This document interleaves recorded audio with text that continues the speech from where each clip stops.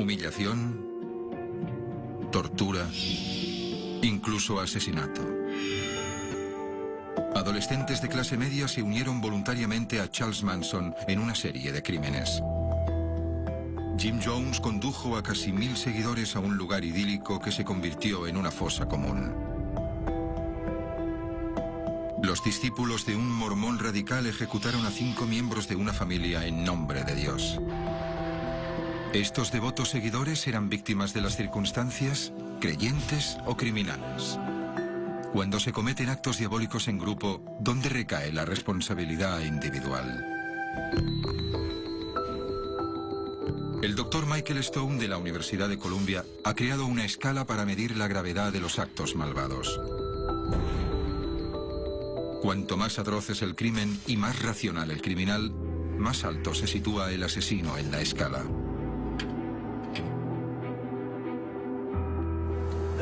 Mi escala me ayuda a navegar por las aguas bastante turbias del crimen violento. El Dr. Stone realiza un interesante análisis de los asesinos sectarios. Mi escala está diseñada para evaluar individuos, por lo que es un verdadero desafío intentar situar a todo un grupo. Al investigar varios ejemplos de comportamiento sectario, observaremos el deterioro de uno mismo, la negación de la reflexión personal y la justificación de la maldad. ¿Cómo se explicaría la devoción de Ron Luff por un líder de una secta religiosa violenta? 1989, Kirtland, Ohio, en el medio oeste estadounidense. En el versículo 5, pone que darás muerte a aquellos que te conducen a dioses falsos. Jeffrey Langren lideró una secta escindida de la Iglesia reorganizada de Jesucristo de los Santos de los Últimos Días, los mormones. Esperaba organizar una revolución para crear el paraíso en la tierra. En lugar de eso, convirtió a sus seguidores en asesinos. Ron Luff fue el cómplice más cercano a Langren dentro del grupo. ¿Cuál es su interpretación de esta limpieza? La limpieza consistiría en matar a las personas malas. En 1989, Luff ayudó a Langren a matar a 5 miembros de una familia. Anoche se notificó a la policía dónde se encontraban exactamente los restos de toda la familia. La policía local tardó 2 días en desenterrar los cadáveres de Dennis y Cheryl Avery y sus 3 hijas. Llevaban 9 meses en un granero de Langren, enterrados en una fosa y cubiertos de basura. Estaba allí con todos ellos, a excepción de Dennis. Estaba en la habitación donde les dispararon. El juez de instrucción descubrió que las cabezas, las manos y los pies de las víctimas estaban atadas con cinta adhesiva. Es difícil imaginar cómo un religioso devoto como Luff pudo ser cómplice de un asesinato en masa. Pero el adoctrinamiento sectario es un proceso lento e insidioso. Al final, el acólito acaba justificando hasta los actos más atroces. Es probable que Ron Luff pase el resto de su vida entre rejas. Ahora, liberado de la influencia de Jeffrey Langren, nos ofrece una visión sorprendente. Me ha preguntado que cómo es que te laven el cerebro. Y te digo que estás mucho más encerrado que en este lugar. Y lo digo en serio. Perfil de un psicópata. Perfil de un psicópata. En 1990, la policía descubrió los cadáveres en descomposición de un hombre, una mujer y 3 niñas adolescentes en un granero de Ohio. El granero había sido alquilado por Jeffrey Langren, un sedicente profeta de una oscura secta mormona. Langren se había ganado una reputación como vidente y profesor mormón renegado a finales de los 80. Sus seguidores creían que serían testigos de la segunda llegada de Cristo. Dennis Avery se sintió atraído por la promesa de una comunidad en la que se seguiría un estricto código mormón. Ron Luff vendió su casa en Missouri y se mudó con su familia a Ohio para unirse a la secta. A la media docena de familias que componían el grupo se les requirió que entregasen sus ahorros a Langren. El Padre Celestial los agradece. La secta funcionaba como una familia. Todos los niños llamaban papá a Langren. Para el viaje, Rezaban los 7 días de la semana, en ocasiones hasta la madrugada. Veían a Langren como un profeta y le llamaban el profeta elegido. Dirigiría a la secta hasta Sion, pero el pecado se interpuso. Amén. Amén. Amén. Langren estaba deslumbrado por la devoción de Luf. Parecía estar dispuesto a todo por su aprobación. Luf era un mormón de 5ª generación. La religión fue el centro de su educación. Incluso consideró hacerse sacerdote, pero finalmente se desencantó, hasta que conoció a Langren.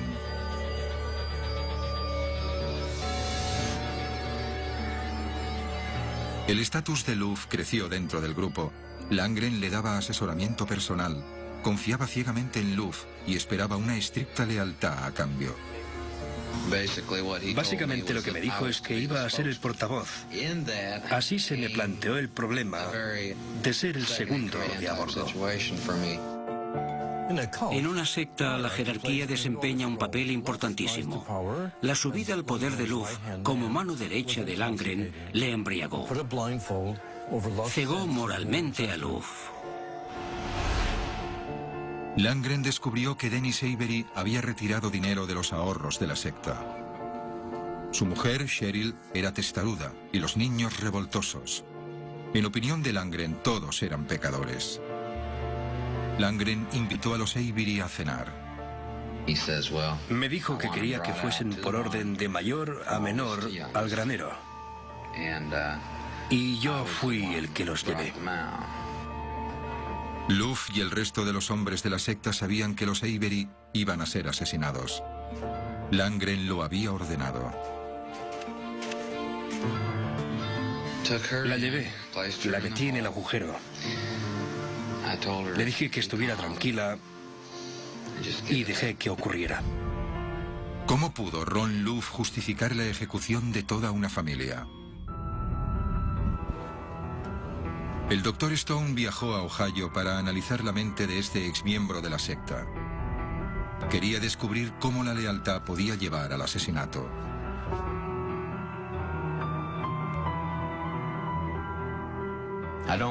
Ya no sigo las doctrinas mormonas, pero estuve muy familiarizado con ellas y el libro de Mormón era mi primera referencia en relación a la escritura de Dios. Pero, sinceramente, debido a mi percepción de lo que era la Iglesia, realmente no pensaba que el mundo durase mucho más. Los santos de los últimos días suponen que el mundo está llegando a su fin. Cuando me mudé allí no tenía dónde vivir, no tenía trabajo, no sabíamos dónde íbamos a dormir la noche que llegué a la ciudad. Se suponía que nos movía la fe, y por lo que dijeron, los demás habían hecho lo mismo. Así que me lancé, y recuerdo que me temblaba la mano cuando escribí la carta de renuncia a la fábrica en la que trabajaba en Missouri, y les avisé con 2 semanas de antelación. ¿Y había sido designado como el número 2 con anterioridad? No, y sinceramente, en realidad, siempre había rechazado la idea de serlo. La gente acababa asignada en ciertos roles, pero eso no significa necesariamente que ya lo tuvieran. No intento evadirme de nada, asumo absolutamente la responsabilidad en todo este asunto y mi implicación en él. Lo que digo es que es erróneo llamarme su mano derecha porque no creo que realmente lo fuera. Al final, Jeff se hizo con el poder sobre el grupo, incluido usted, por lo que deduzco cómo ejerció su poder. Básicamente porque llegamos a la conclusión, en la medida en que él lo forzó, de que era el profeta elegido. Cuando le involucró y le engañó para ser cómplice del asesinato, ¿en qué pensaba? Sentía que era mi deber, como alguien que tenía que hacer cumplir una sentencia. Y uno de los mitos sobre este tipo de situaciones es que destruye la voluntad. Pues no es así, simplemente se manipula la voluntad. Dios no tenía una gracia misericordiosa. No era el Jesús de la cruz. Dios se había convertido en la montaña inaccesible, en esa especie de Dios temible, y tenía exigencias rigurosas. Cuando llevé a Trin al granero, solo dije, vamos a jugar a un juego. Alguien le tapó los ojos y la boca. ¿Qué pensaba, si es que se permitía pensar algo, mientras llevaba a esta familia uno por uno al granero? Permitirse pensar algo. ¿Disculpe? Ha dicho que si me permitía pensar algo. Sí. La gente te dice, ¿no sabías que esto iba a ocurrir? Bueno, es imposible saber qué es lo que Dios te va a ordenar. Saberlo con anticipación es absolutamente impensable. Absolutamente impensable. De hecho, especialmente en un momento sagrado como este, que es lo que se supone que era, en el que estás haciendo algo terrible movido por la autoridad de Dios, lo último que quieres hacer es pecar durante el proceso. Y hubiera sido un pecado pensar que sabía lo que iba a pasar una vez que estuvieran dentro. Un momento, ¿hubiera sido un pecado que usted supiera que los iba a disparar? ¿Por qué? Sí. Porque no me correspondía a mí decidir su destino. Ya, pero si pensaba que su muerte era justa, no sería un pecado. No, el pecado no era si iban a morir o no. El pecado era pensar que sabía lo que iba a ocurrir. Quizá mostraba su gracia divina y no los mataba. Después del primer disparo, en su mente sabría que los otros 4 iban a correr la misma suerte. ¿Por qué? Bueno, por lógica, sí. Eso era pensar por ti mismo. Pero no era un pensamiento muy desencaminado. Había muchas posibilidades. Recuerdo cuando llegué a Lucasville y estaba en una prisión de máxima seguridad. Hablaba con uno de los directores y me preguntaba que cómo era que te lavasen el cerebro. Le dije que estás mucho más encerrado que en este lugar, y lo decía en serio. No pensar por ti mismo. Eso es estar encerrado. ¿Recuerda el primer momento en que comenzó a dudar de Jeff y de la validez de sus creencias? Cuando dejé el grupo, para mí fue un pecado imperdonable. Y no era porque estuviese convencido de que estaba mal, sino porque no podía seguir así. Dios se había convertido en algo muy feo. Cuando mi conciencia comenzó a despertar, empecé a ver a Dennis Avery. Podía estar en unos grandes almacenes o en una gasolinera, y se acercaba alguien que me recordaba a él. Me volvía el olor del granero, y recordaba esos ruidos y esas imágenes. El 24 de octubre de 2006, el líder sectario Jeffrey Langren fue ejecutado por el asesinato de la familia Avery. Ron Luff, testigo, cómplice y leal compañero, cumple 170 años de condena. Es muy triste la clase de cosas que pueden ocurrir a aquellos que caen en las garras de un estafador talentoso como Jeff Langren. Te hace pensar hasta qué punto podríamos caer en algo así, y quién de nosotros es inmune de una u otra forma. El Dr. Stone analiza la relativa responsabilidad de Jeff Langren y Ron Luff. Se trata de un caso en el que hay una incongruencia entre el hombre y el hecho. El hecho exige un puesto más alto teniendo en cuenta la manera en la que la familia fue conducida hacia su muerte a sangre fría. Pero Luff carece de los rasgos psicópatas que le situarían más alto en mi escala. Su devota educación mormona podría haber influido en que acabase formando parte de la secta de Langren. Luff ya era un creyente, solo necesitaba que le dirigieran.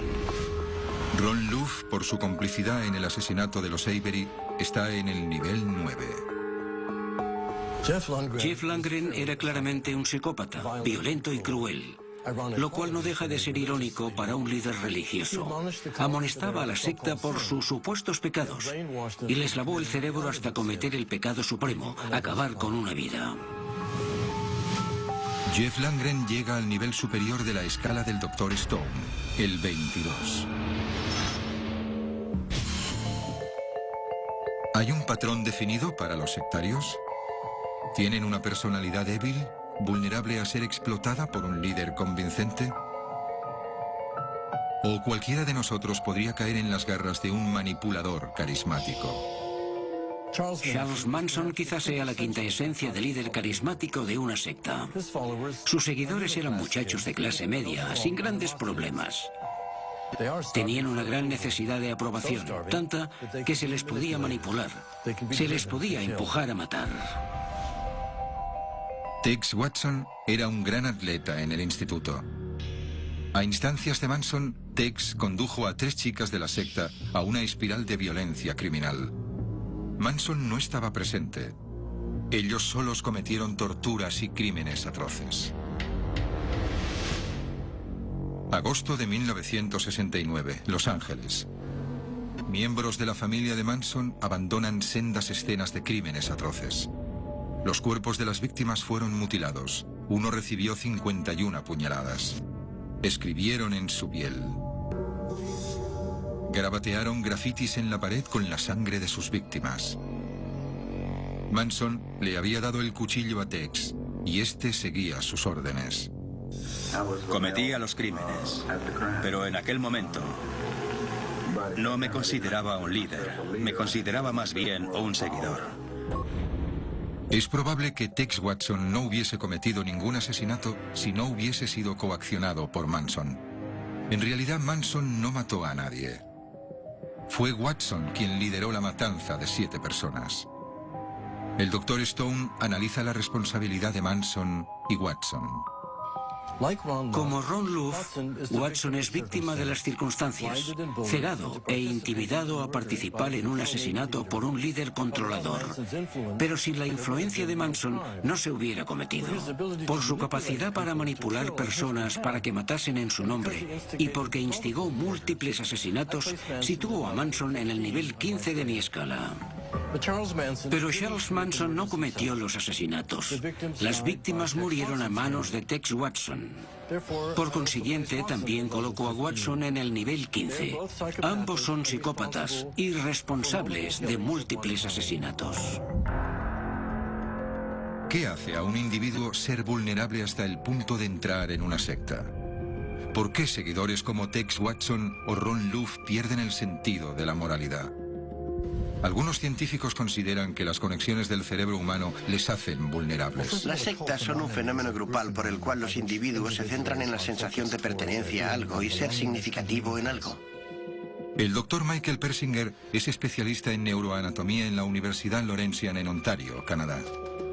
Cree que el cerebro humano tiene un punto débil en el lóbulo temporal, la región responsable de la toma de decisiones. Este punto débil nos hace a todos vulnerables a la influencia de otra persona. La actividad cerebral efectivamente es una combinación de pautas electromagnéticas e interacciones químicas. Persinger está convencido de que enviando un campo electromagnético a través del lóbulo temporal de un sujeto puede generar una microconvulsión en el cerebro. Esta convulsión puede imitar la sensación de una experiencia mística. Básicamente, imitamos lo que sucede dentro del cerebro durante una experiencia mística. Al enviar un campo magnético al cerebro de un sujeto, el Dr. Persinger observa un cambio significativo en la actividad cerebral. El sujeto puede experimentar lo que se llama un estado superior de conciencia. Si se estimula excesivamente, el individuo se siente transformado, tiene la sensación de que es una persona nueva, de que ha vuelto a nacer. Puede sentir una importante cohesión social, que pertenece a un nuevo grupo, que tiene una nueva identidad. Los resultados del estudio sugieren que momentos de pertenencia al grupo pueden ser manifestaciones de la sobreestimulación de un lóbulo temporal. Esto sugiere que la devoción sectaria podría ser un síntoma de microconvulsiones en el cerebro. Quizá las personas con un lóbulo temporal hiperactivo sean más vulnerables a la manipulación. Pero una vez que un miembro de una secta siente la euforia de la sensación de pertenencia, ¿cómo puede el líder sacar provecho de ese sentimiento? El Dr. Persinger también analiza cómo la retórica de un líder puede influir en los pensamientos de los demás. Sugiere que el cerebro humano tiene otro defecto que puede hacernos susceptibles: la confianza. Persinger cree que en el instante que escuchamos una nueva afirmación, nuestro cerebro la percibe como verdadera. Solo posteriormente, cuando el cerebro revisa la afirmación, decidimos si es verdadera o falsa. Lo denomina período de refutación. Para decidir si algo es verdad o mentira, primero tienes que aceptarlo todo como verdadero y después tienes que refutarlo. Si algo interfiere en ese proceso de refutación, es más probable que aceptes esa falsedad como una verdad.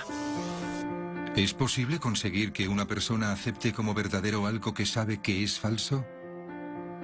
Persinger cree que sí. Coloca a los sujetos un aparato en la cabeza que genera un campo magnético. Se les pide que respondan verdadero o falso a una serie de preguntas sencillas. A pesar de conocer las respuestas correctas, el campo magnético confunde aparentemente al cerebro, alterando el curso normal del razonamiento y trastocando el proceso de refutación. Los resultados fueron desconcertantes.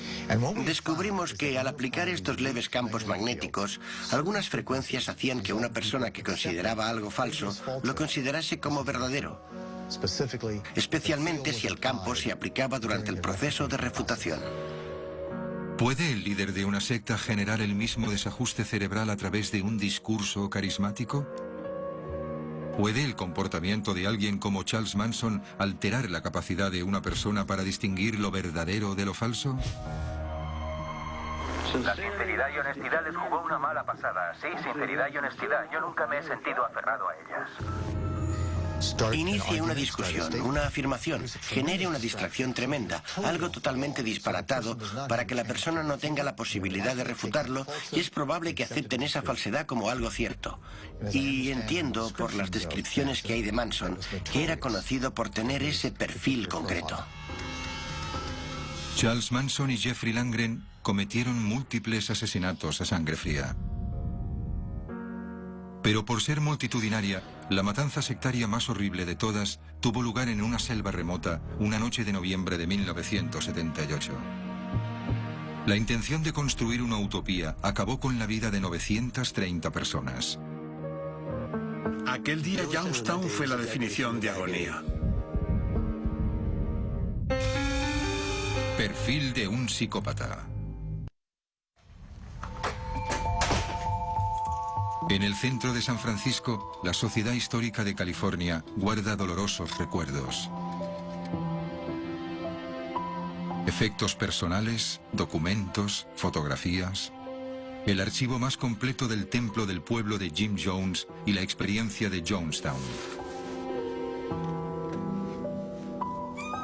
Antiguos miembros del grupo y supervivientes de Jonestown visitan la sociedad histórica para ayudar a cicatrizar las heridas provocadas por lo que muchos denominan la peor catástrofe sectaria de la historia. 1978. En medio de la jungla de Guyana, en Sudamérica, casi 1000 estadounidenses intentaron crear una utopía, sin importar la raza, edad y clase. Me encanta, más que cualquier otro lugar en el que haya estado nunca. Esta nueva sociedad fue creada por la Iglesia de la Nueva Era de San Francisco, el Templo del Pueblo, y su fundador, Jim Jones. Pastor cristiano convertido en activista social, Jones predicó que juntos, los miembros de su congregación podían crear un mundo pacífico basado en la igualdad y la libertad.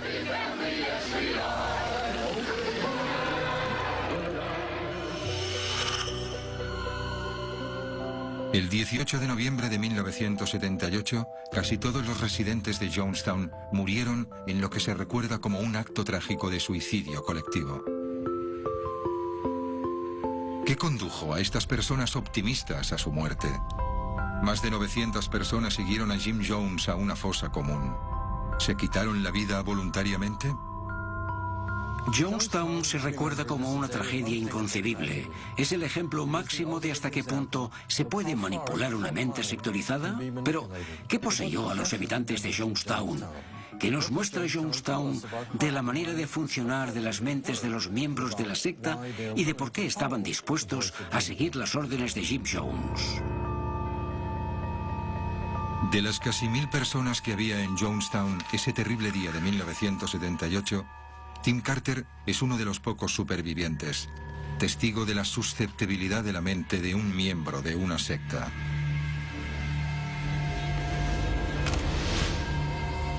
Tres décadas después, la tragedia continúa atormentándole. El Dr. Stone viaja a San Francisco para conocerle. El motivo por el que queríamos hablar con usted es porque es uno de los pocos supervivientes de lo que comenzó como una utopía y acabó como una distopía.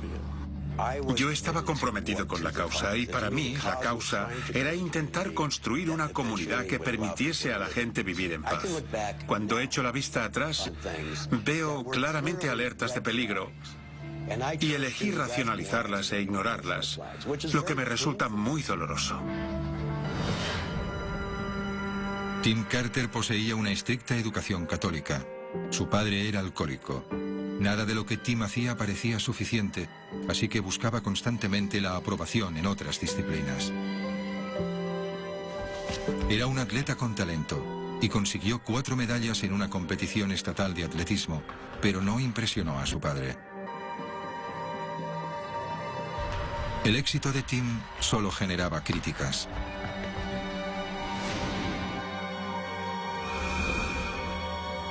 En 1967, el adolescente se alistó en el cuerpo de marines y fue enviado a Vietnam. La experiencia le marcó para siempre. Sobrevivió dispuesto a tomar las riendas de su vida, pero hasta ese momento solo sabía buscar aprobación. En Vietnam decidí un par de cosas. Primero, quería formar parte de la solución y no del problema. Quería estar entre los que intentaban hacer que el mundo fuese un lugar mejor. Buscaba un sitio donde encajar y lo encontró en el templo del pueblo. Exacto, tuve literalmente la sensación de que estaba en casa. San Francisco, 1973. El templo del pueblo estaba dirigido por un líder carismático, Jim Jones. ¿Por qué seguir jugando con lo que los hombres llaman Dios y nosotros encarnación del socialismo? Soy un liberador, soy un salvador. Jim Jones lideró a su grupo en un experimento según el cual personas de todas las edades, razas y situación económica vivían juntas como iguales. En 1973, Tim Carter acudió a su primera reunión del templo del pueblo. Jones salió a hablar y su sermón fue una especie de síntesis de todo lo que yo creía, tanto espiritual como políticamente. Coincidía con lo que estaba diciendo, era natural. Había adolescentes blancos y negros jugando y flirteando, chavales haciendo lo que hacen los jóvenes. Se gastaban bromas y discutían y peleaban. Era un sitio muy vivo y yo sentí que conocía a aquellas personas de toda la vida. El templo del pueblo intentaba rectificar supuestos fracasos del sistema estadounidense. Cuidaban de ancianos, de niños y hacían campañas para que hubiese un cambio social a favor de los marginados. Trabajaba probablemente 20 horas al día. Me encantaba. Personalmente me encantaba. Tenía 23 o 24 años. Estaba en la plenitud de mi salud física.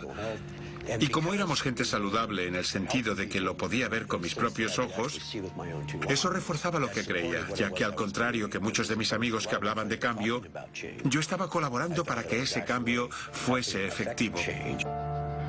Tim Carter convenció a su hermana mayor y a su hermano adolescente a unirse al templo del pueblo. Además, estaba enamorado de otro miembro, Gloria Maxim.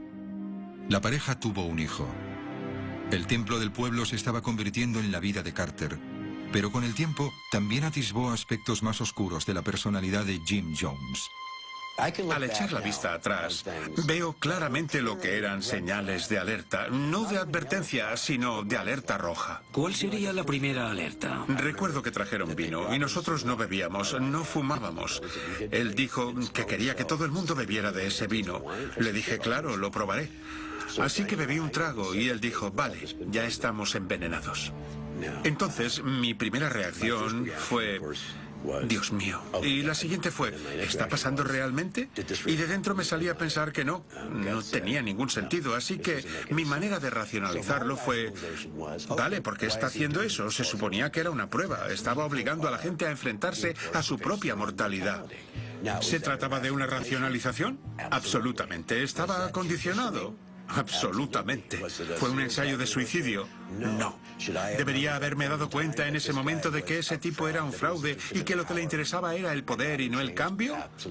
Debería haberlo hecho. Así que ahora echo la vista atrás y me da rabia haber estado tan ciego. En 1977, el templo del pueblo contaba con unos 3.500 seguidores leales, y el futuro parecía ser prometedor. Jones compró más de 1.600 hectáreas en la selva de Guyana para crear una sociedad alejada de una posible persecución del gobierno estadounidense. Tim Carter, junto con casi 1.000 personas más, se mudó allí persiguiendo el sueño de vivir en una sociedad sin sufrimientos. Durante más de un año, Jonestown pareció ser un tremendo éxito.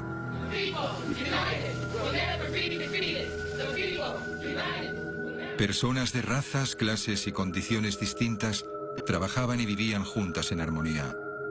Tim Carter era una de ellas. Puedes sentarte y pasar el día hablando y es imposible describir la paz, la belleza, la sensación de éxito y de responsabilidad y la camaradería que hay aquí. Es sobrecogedor. Gloria, la mujer de Carter, dio a luz a su hijo Malcolm en Jonestown. Pero Carter comenzó a percibir señales inquietantes. Todo cambió. El comportamiento de Jones era distinto, se volvió más oscuro y más sensible. Jones estaba agobiado. Empezó a abusar de las drogas. Se volvió paranoico y predicaba que el gobierno de Estados Unidos estaba planeando la destrucción de Jonestown. Es exactamente lo que quiere la CIA. Están intentando provocar un incidente. Quieren un incidente. Controlaba a la población de Jonestown a través de la manipulación y el miedo, e incluso llevó a cabo ataques falsos para aglutinar a la gente. Disparó a miembros de la comunidad, literalmente nos dispararon. Para crear una atmósfera concreta. Exacto, pero nunca, ni una sola vez, pensé que el líder había enviado a alguien a la jungla para volarnos la cabeza. Los habitantes de Jonestown estaban unidos por las mismas creencias políticas y sociales, pero la sensación de identidad de grupo aumentó debido al aislamiento extremo en medio de la jungla y por los constantes sermones paranoicos de Jim Jones. La mentalidad de grupo desafiaba lo que un individuo consideraría racional. Así funciona una secta. Son algunos obsequios solicitados. Acabamos de llegar.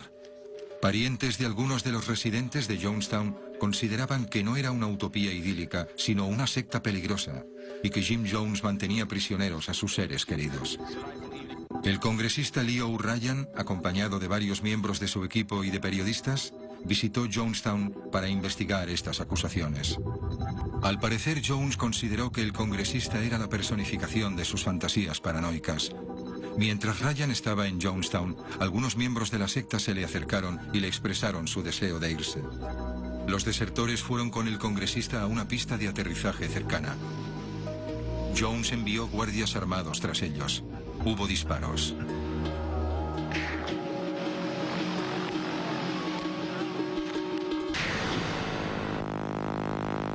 Ryan y otras 3 personas murieron.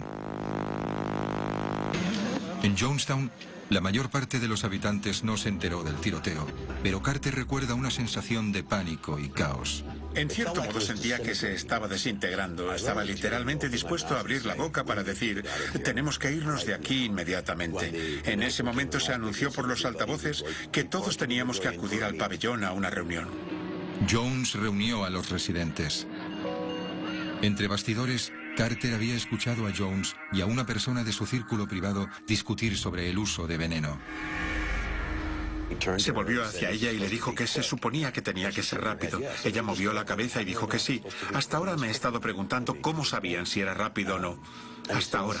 Él dijo, intenta que sepa menos amargo. Pensé, Dios mío, lo van a hacer de verdad. Parte de mí pensaba, no puede estar pasando. Esto no puede estar ocurriendo. No es real. No tiene ningún sentido. No tiene lógica. No va a matar a todo el mundo porque unos cuantos quieran abandonar la comunidad. Pero en aquel momento yo estaba en estado de shock.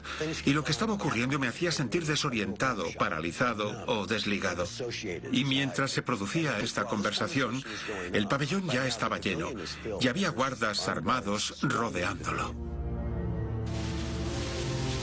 ¿Cuánto os amo?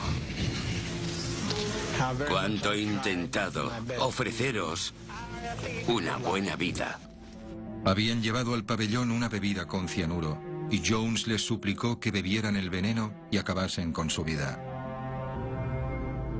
En un intento desesperado por salvar a su mujer y a su hijo, Carter trató de convencer a Jones de que le dejase salir para dar caza a un desertor del templo. Jones se dio cuenta de la artimaña.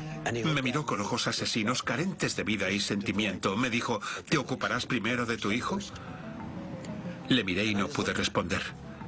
¿Sabe lo que pienso ahora? Creo que quizá tenía que haberle dicho que sí. ¿Qué demonios? Y haber cogido a mi hijo. Porque quizá, si lo hubiera hecho, me hubiera dejado salir de Youngstown. Opino que educadamente, niños y mayores tomen primero la poción, como hacían en la antigua Grecia, para irnos tranquilamente, porque no estamos cometiendo un suicidio, es un acto revolucionario. Los niños de Youngstown fueron los primeros en morir. Carter se dio cuenta de que estaba solo. Rodeó el pabellón en busca de su mujer y su hijo. Por favor, tomad la medicación. Es muy sencillo, no provoca convulsiones, es muy fácil. Tomadla antes de que sea demasiado tarde. Va a llegar la policía de Guyana. Vamos, vamos, vamos. Regresé al pabellón y cuando subí, no sé, no conté los cuerpos. Había unos 10, 12 o 15. Estaba casi dispuesto a dejar mi cuerpo porque no aguantaba más. No podía asimilarlo, necesitaba respirar. Solo 30 segundos para respirar y pensar, vale, esto es lo que está pasando. Me superaba lo rápido que estaba pasando. Me giré hacia la derecha y Malcolm estaba tragando el veneno. No puedo seguir. Hazme preguntas, pero no puedo seguir.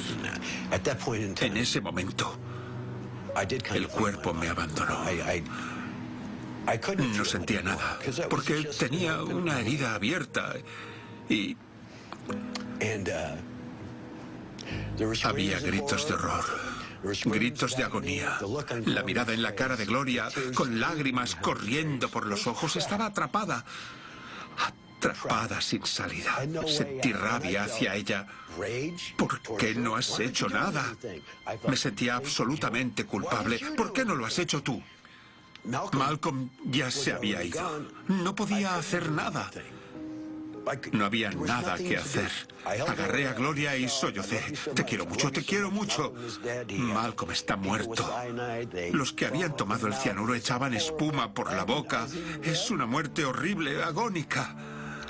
La sujeté hasta que murió y después me marché. Porque no sentía nada. La gente me dice, ¿por qué no? Acababa de ver cómo asesinaban a mi hijo. Quizá después de ver cómo asesinan a tu hijo puedes convertirte en un héroe, pero en ese momento estaba fuera de mí. Por favor, por el amor de Dios, sigamos con ello. Hemos vivido como nadie ha vivido ni amado. Hemos sacado lo máximo de este mundo. Acabemos con ello, acabemos con la agonía. Perfil de un psicópata. 18 de noviembre de 1978. La visión utópica, el gran experimento social que fue Youngstown, acabó en cuestión de horas. Murieron 930 personas.